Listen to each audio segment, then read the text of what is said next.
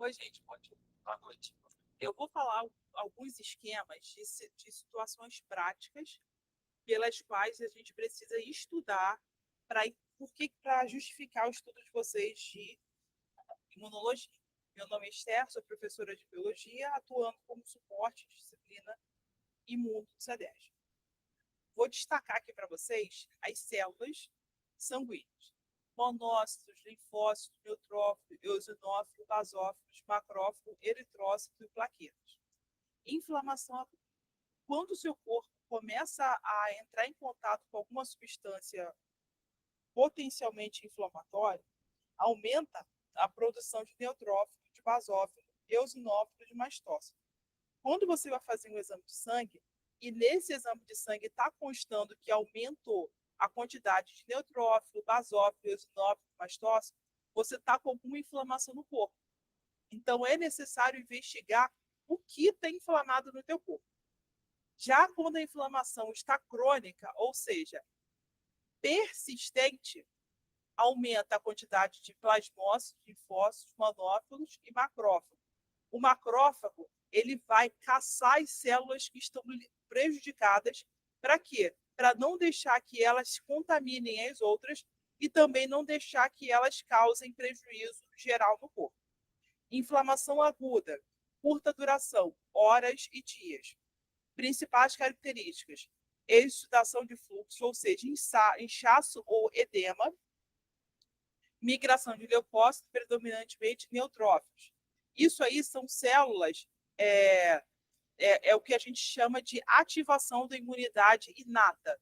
Até 3 dias, inflamação aguda. Porque aguda é como aumenta uma situação naquele momento. Crônica é prolongada. Inflamação crônica, longa duração. Depois de 3 dias já é crônica. Tem algumas doenças que se repetem ao longo dos anos. Por exemplo, diabetes mellitus. É uma inflamação crônica, que você pode ficar a vida inteira com ela ou não. Geralmente, uma pessoa que tem diabetes, ela fica a vida inteira se tratando, infelizmente.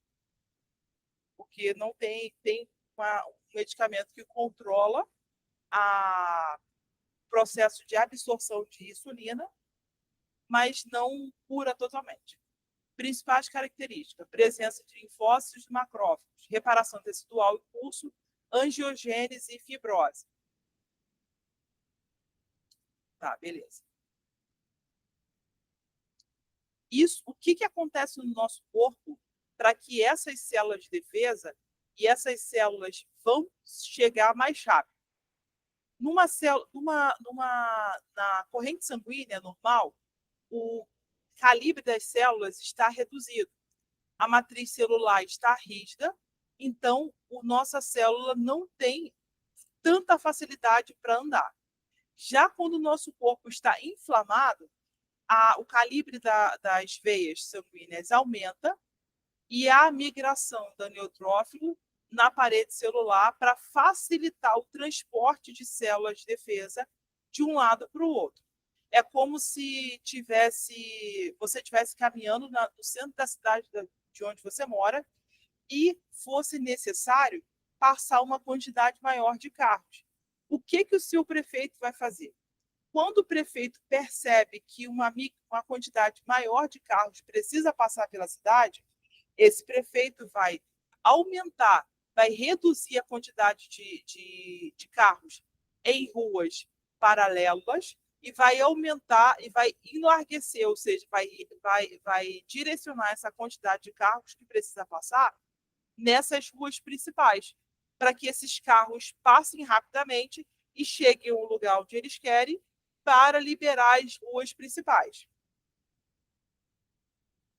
E é isso que o nosso corpo faz. Dá para ver claramente que há uma diferença entre o calibre das artérias, dos vasos sanguíneos, de uma imagem para outra. Quando aumenta o calibre, aumenta também a passagem de células. Isso facilita o combate ao patógeno, porque essas células são células de defesa, então são células normais. E o fluxo sanguíneo também aumenta para facilitar esse transporte.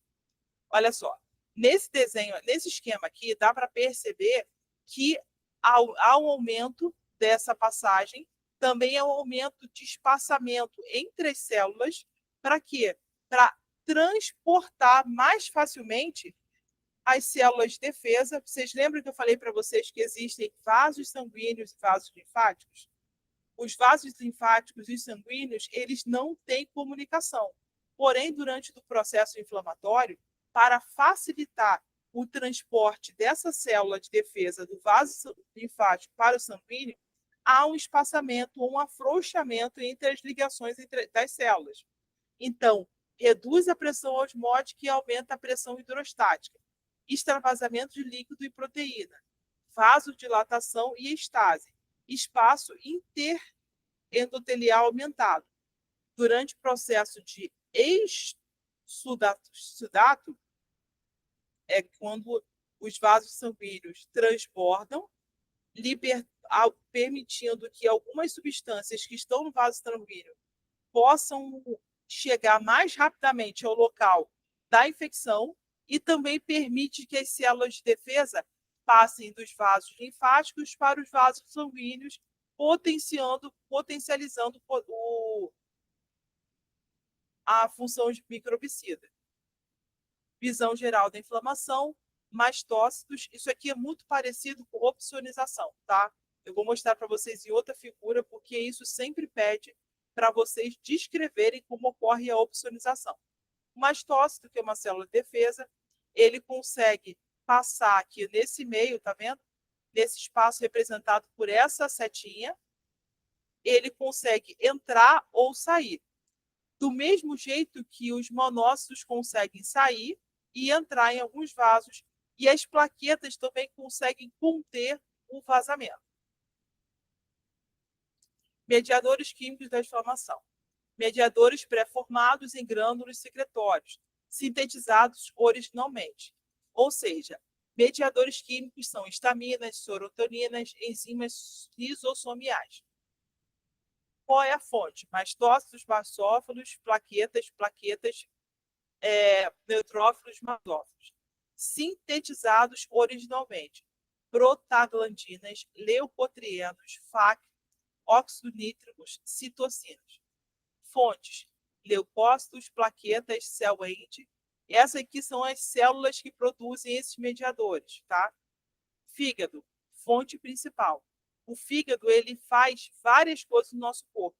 Se a gente não proteger o nosso fígado contra contra qualquer tipo de infecção, nosso corpo fica muito prejudicado. Uma pessoa que tem o costume de beber em demasia, não estou dizendo que você não pode beber, mas tudo tem um equilíbrio. Se a pessoa beber muito, o sistema imunológico dela vai ser afetado, porque o sistema imunológico ele realiza algumas reações no fígado, mas a maior parte da ação do sistema imunológico é no intestino. O excesso de bebida alcoólica ele prejudica tanto o fígado quanto o intestino. Por isso que quando uma pessoa está com o intestino regulado, o corpo dela também funciona muito bem. Também as vitaminas D e C atuam diretamente no intestino, porque esse órgão é responsável por absorver essas vitaminas e passar diretamente para a corrente sanguínea. Isso aumenta o potencial microbicida das células de defesa, fortalece as células de defesa. Porque as células de defesa precisam dessa vitamina D e vitamina C para funcionarem de forma eficiente. Principais mediadores de inflamação derivados.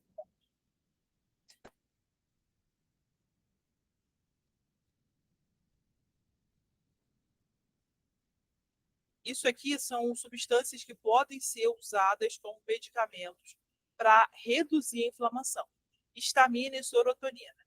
Essa histamina ela é muito usada para produzir antialérgicos.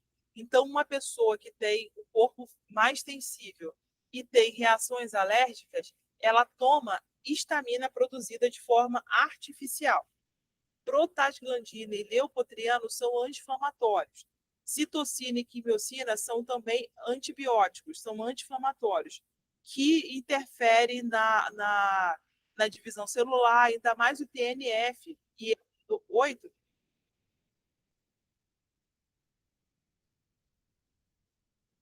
que interfere no processo inflamatório do corpo. Serotonina, ele é muito engraçado. Serotonina, quando você tá feliz, quando você está nervoso, quando você está ansioso, aumenta a produção de serotonina. E é isso. Na quarta-feira, deixa eu ver se tem mais alguma coisa mais fácil assim para eu explicar. Na quarta-feira a gente continua, porque senão a aula vai ficar muito grande, tá? Muito obrigada, gente.